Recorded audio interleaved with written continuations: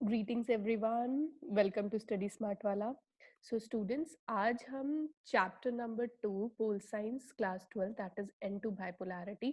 आज हम आगे लेसन 3 करेंगे. उसका लेसन 1 लेसन 2 मैं पहले ही वीडियो पोस्ट कर चुकी हूँ. अब लेसन 3 आज के कंटेंट्स हम पढ़ने वाले हैं. ठीक है, happy reading with us. Let's begin. So आज के टॉपिक्स रहेंगे students, consequences of disintegration, shock therapy, features of shock therapy. ठीक है, ये 3 आज टॉपिक्स हम कवर करने वाले हैं इस वीडियो में.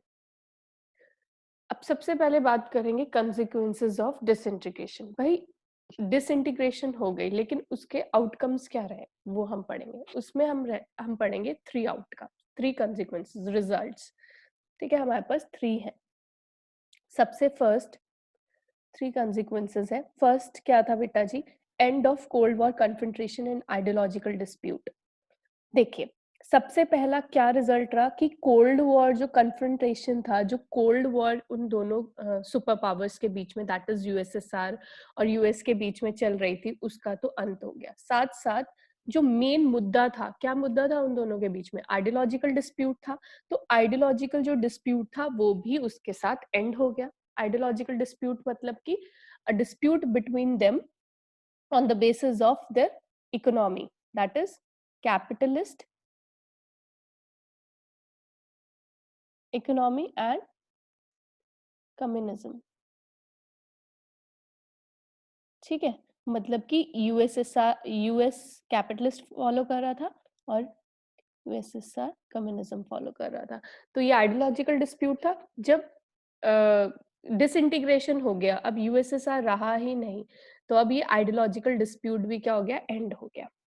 अब इसकी वजह से क्या हुआ? देखो, डिस्प्यूट हैड इंगेज. जब तक ये दोनों लड़ रहे थे तब तक, मतलब कोल्ड वॉर चल रहा था, तब ये क्या कर रहे थे? दोनों ब्लॉक्स में क्या हो रहा था? मिलिट्री इंगेजमेंट हो रही थी. आपको पता है ये लगातार क्या कर रहे थे? मैसिव आर्म रेस चल रही थी. इन दोनों के बीच में कंपटीशन चल रहा था कि किसके पास ज्यादा आर्म्स है, वेपन्स है. ठीक है, कंपटीशन चल रहा था कोल्ड वॉर के रहते हुए. और ये क्या कर रहे थे? साथ साथ एक्यूमुलेट कर रहे थे बहुत सारे वेपन्स. ठीक है, जब तक इनके बीच में कोल्ड वॉर था. अब जब ये कोल्ड वॉर ही नहीं रहा, मतलब कि यूएसएसआर डिसइंटीग्रेट हो गया, तो अब क्या रह गया कि इस एंड की वजह से, एंड ऑफ कॉन्फ्रंटेशन की वजह से क्या हुआ? किसका एंड हो गया? End of arm race and एक नया मींस न्यू पीस एस्टेब्लिश हुआ. समझ आया आप लोगों को? तो इस पॉइंट में सिर्फ यही है कि कोल्ड वॉर एरा खत्म होने पर एक जब ये यूएसएसआर डिसइंटीग्रेट कर गया, जो उनके बीच में एक रेस थी, कंपटीशन था कि एक्यूमुलेट करने हैं वेपन्स, मुझे ज्यादा ताकतवर होना है, वो भी चीज वहीं पे एंड हो गई. और क्या हुआ? एक नई शांति का प्रजनन हुआ, मतलब शुरुआत हुई. अब करते हैं. Second is power relation in world politics changed. Second point क्या है हमारा? Power relation in world politics changed. Power relation क्या हो रहा है? वर्ल्ड पॉलिटिक्स में चेंज हो रहा है. अब ये क्या है? इस पॉइंट में देखिए, पहले क्या था? बाइपोलैरिटी थी. बाइपोलैरिटी मतलब कि सिर्फ 2 पोल्स थे, मतलब कि 2 पोल्स एग्जिस्ट कर रहे थे एज ए सुपर पावर, एक यूएसए और एक यूएसएसआर. ठीक है, ये बाइपोलैरिटी थी.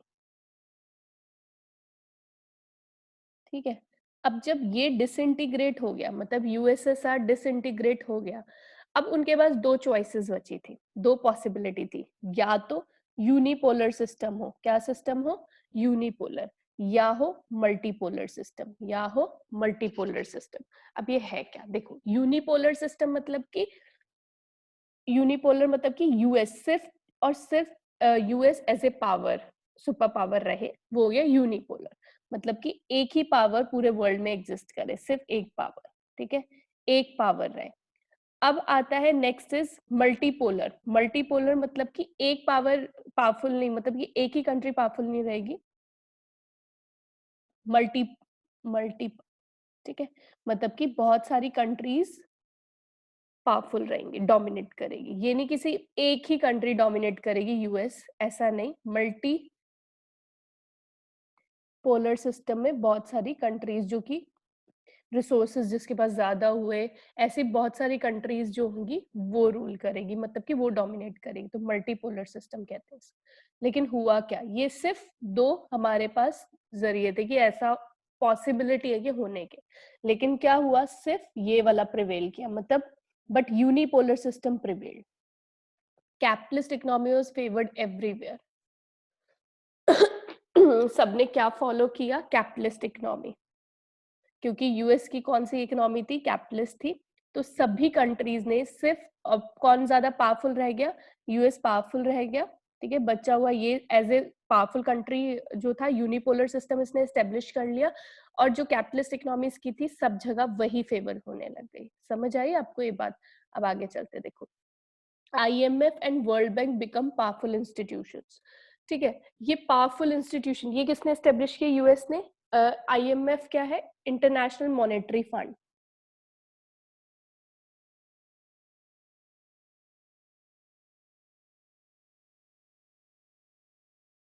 मॉनेटरी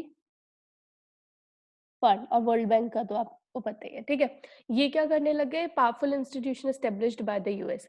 अब ये क्या करते थे, ये सबको एज ए एडवाइजर भी काम करते थे न्यू कंट्रीज के लिए, जो कि न्यू आई थी, अभी न्यू इंडिपेंडेंट हुई थी, और उनको लोन्स भी प्रोवाइड करते थे कि वो जल्दी से ट्रांजिशन करे from the socialist economy to communist economy to what, that is capitalist one, ठीक है।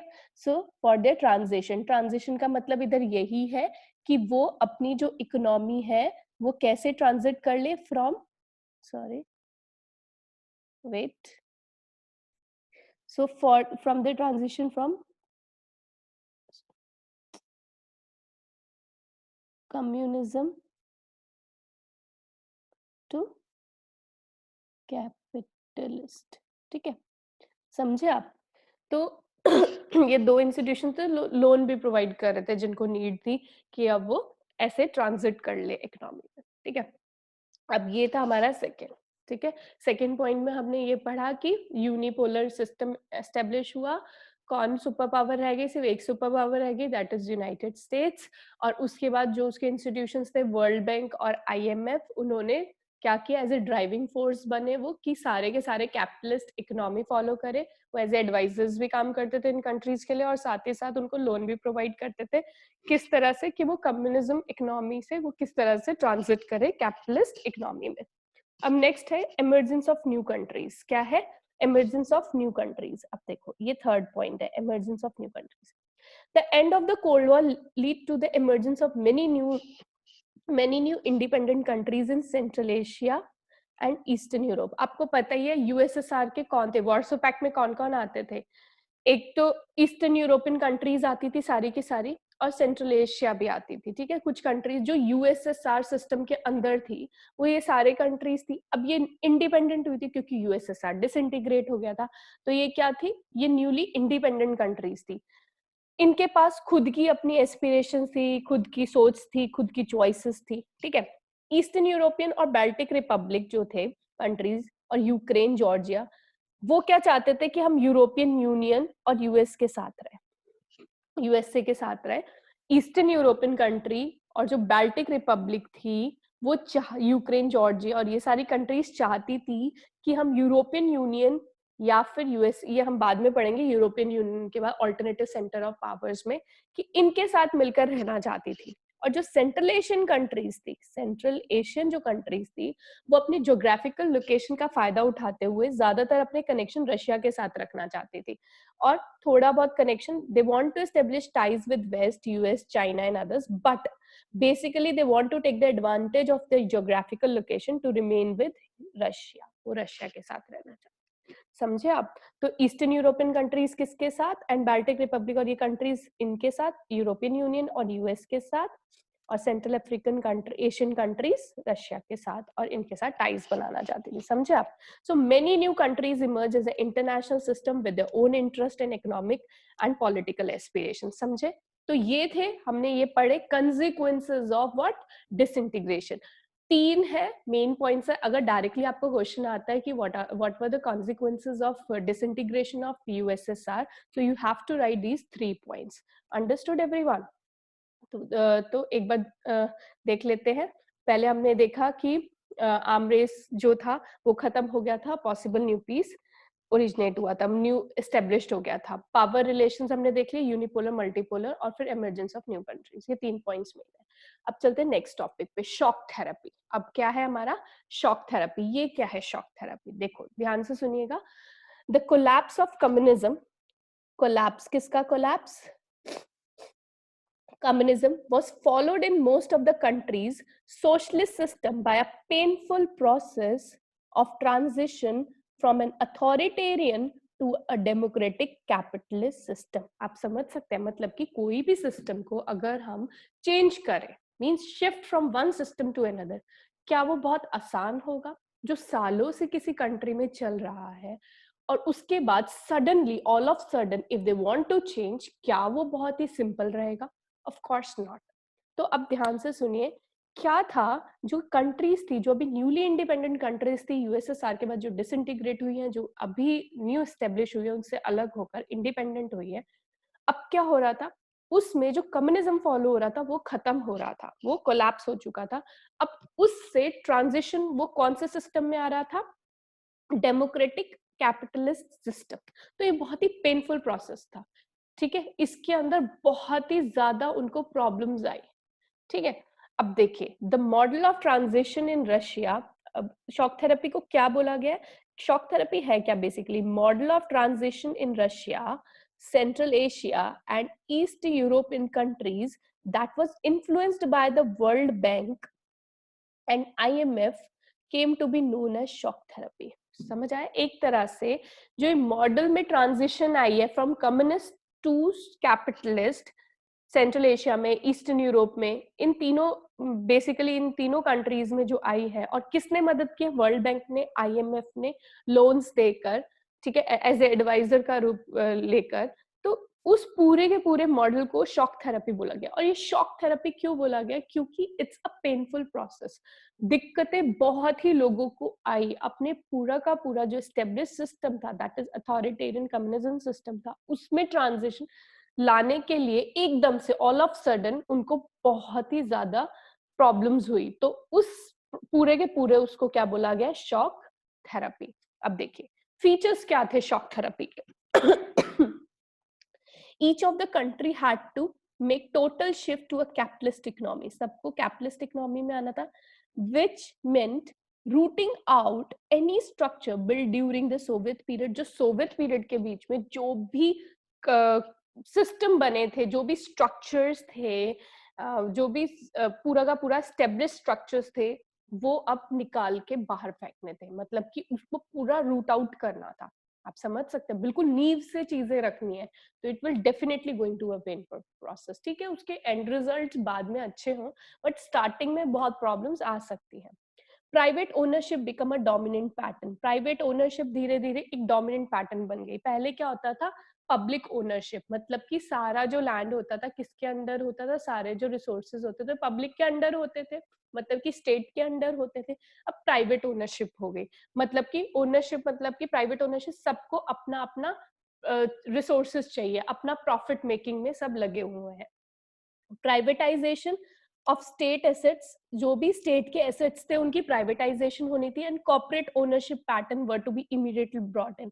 जल्दी से क्या प्रोसेस लेकर आना था, क्योंकि सब चीजें उधर पब्लिक के अंडर, मतलब कि स्टेट के अंडर थी, वो सारी की सारी चीजें रेगुलेट करती थी। अब जो भी सारे स्टेट एसेट्स थे उनको प्राइवेटाइज करना था, और जो भी उनमें कॉर्पोरेट ओनरशिप लाने थे, मतलब कि बिजनेस प्रोसेस बढ़ाने थे चीजों का, और सबके खुद के ओन रिसोर्सेज होंगे, ठीक है, और उससे वो प्रॉफिट मेकिंग करे। तो ये सारी चीजें चल रही थी। Collective farms were to be replaced by the private farm. पहले क्या होता था, लोग जो होते थे यूएसएसआर में, जो सारे के सारे एक ही लैंड पर अगर काम कर रहे हैं, एग्रीकल्चर जैसे फार्मिंग हो रही है, सब मिलकर कर रहे हैं, बाद में जो भी होता था उसको इक्वली डिस्ट्रीब्यूट कर।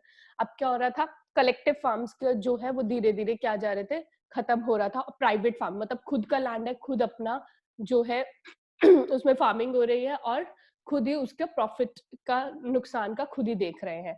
तो प्राइवेट फार्म्स में and capitalism in agriculture. Agriculture में भी क्या आ गया था? कैपिटलिज्म।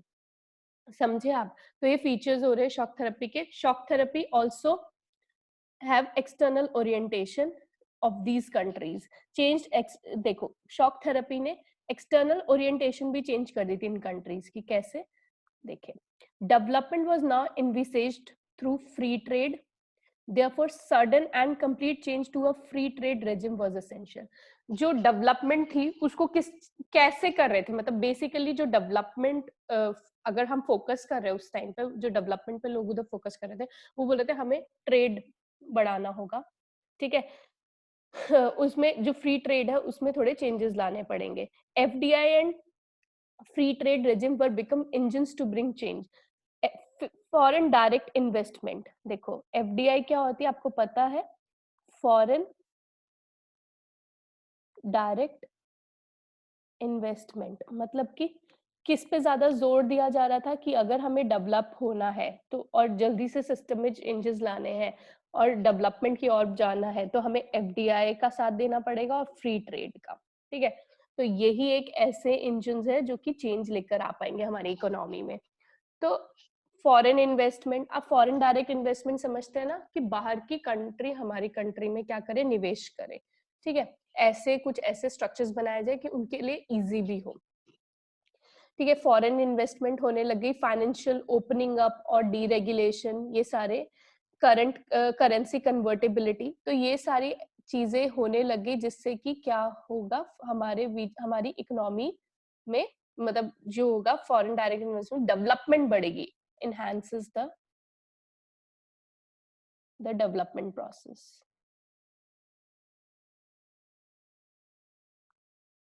ठीक है। Finally, transition also involved breakup of existing trade alliances among the countries of Soviet। आप खुद सोचिए पहले क्या होता था कि ये बाहर फॉरेन डायरेक्ट इन्वेस्टमेंट हो या फिर फॉरेन इन्वेस्टमेंट हो, ऐसा कुछ प्रोसेसेस नहीं होते थे। ये जो सोवियत ब्लॉक में जो भी कंट्रीज होती थी, आपस में ट्रांजेक्शन्स करती थी, आपस में क्या करती थी, ट्रेड करती थी, ठीक है। वो बाहर से नहीं, आपस में ट्रेड करती थी। एग्जिस्टिंग जो ट्रेड अलायंसेस थे वो खत्म हो गए थे। अब क्या हो गए थे, खत्म हो गए थे।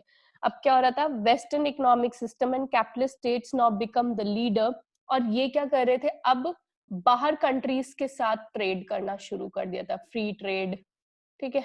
ऐसा, मतलब अपनी को छोड़कर अपने इंटरनल वो जो होते थे ट्रेड अलायंसेस, उनको तो उन्होंने ब्रेक किया और बाहर फॉरेन इन्वेस्टमेंट शुरू किया, फॉरेन ट्रेड शुरू किया। अब जो वेस्टर्न इकोनॉमिक सिस्टम था, कैपिटलिस्ट स्टेट्स थी now become the leader. Obviously आप खुद सोचो, जो वेस्टर्न इकोनॉमिक सिस्टम था वो प्रिवेल होने लग गया था, कैपिटलिस्ट इकोनॉमी सब अपनाने लग गए थे, तो लीडर कौन होगा, जो बहुत टाइम से इसमें एक्सपीरियंस है। तो यूएसए बोलता था आई एम तो एक्सपीरियंस्ड वन, आई एम तो dealing with this type of economy from past many years, तो I can be the leader, I can be the adviser for you all. तो वो थोड़ा लीडर बन गया था, and thus guided and control the development of the region through various agencies. तो पूरे reason को कैसे गाइड करता था, थ्रू वेरियस एजेंसीज, और वो एजेंसीज कौन सी थी, आईएमएफ, वर्ल्ड बैंक, ठीक है। समझ आया आप लोगों को, ये हमने पूरा का पूरा फीचर्स पढ़ लिए इसके, शॉक थेरेपी पढ़ी, फिर उसके हमने फीचर्स पढ़ लिए। तो आज हमारे टॉपिक्स खत्म हो गए। आज मुझे 3 टॉपिक्स लेने थे जो हम पढ़ चुके हैं, एक बार देख लेते हैं। कंसिक्वेंसेस हम पढ़ चुके हैं ऑफ डिसइंटीग्रेशन, इनमें 3 पॉइंट्स है। एक तो establishment of new peace, power relation in world politics changed, ये हमने देखा, और third emergence of new countries, ठीक है। फिर उसके बाद shock therapy, what is shock therapy, ये हमने पढ़ा कि कैसे ट्रांजिशन जो होता है, painful process of transition from authoritarian to a democratic capitalist system, ठीक है, that is known as shock therapy. Features हमने पढ़े शॉक थेरेपी के, कि किस तरीके से हमें रूट आउट करना है जो हमारे प्रीवियस स्ट्रक्चर्स है सोवियत यूनियन के, सोवियत पीरियड के टाइम के, और उसको कैसे कैपिटलिस्ट इकोनॉमी में चेंज करना है। स्टेट ओनरशिप डोमिनेंट पैटर्न बनता जा रहा था, प्राइवेटाइजेशन ऑफ स्टेट एसेट्स उस पर जोर दिया जा रहा था, कलेक्टिव फार्म्स को रिप्लेस किया जा रहा था प्राइवेट फार्म से। फिर shock therapy change the external orientation also, free trade और foreign direct investment, free trade, ये एक तरह से इंजन्स की तरह काम कर रहे थे for bringing the change, overall change. फिर फाइनली जो एग्जिस्टिंग ट्रेड अलायंसेस थे सोवियत ब्लॉक के अंदर, वो खत्म होते जा रहे थे, टूटते जा रहे थे, और क्या हो रहा था, इकोनॉमी, मतलब कि इकोनॉमी कैसे बढ़ाई, मतलब जो लीडर था वेस्टर्न इकोनॉमिक सिस्टम का वो यूएस से था, और साथ ही साथ बाहर कंट्री से ट्रेड बढ़ रहा था फॉर द सडन ट्रांजिशन की जल्दी से हम डेवलप्ड हो जाए इन चीजों। तो ये हमारे टॉपिक खत्म हो चुका है। मेरी जो नेक्स्ट वीडियो होगी उसके अंदर मैं कंसेक्वेंसेस ऑफ शॉक थेरेपी लूंगी। सो स्टूडेंट्स, लर्नर्स, अगर आपको ये समझ आ गया हो, सो समझ आ गया तो please do like my videos, stay tuned with study smart वाला, like, share, comment and subscribe our channel, and happy reading with us. ठीक है, and please subscribe our channel and motivate us to make more videos for you all. ठीक है, we'll meet soon with my next video. Okay, till then, take care.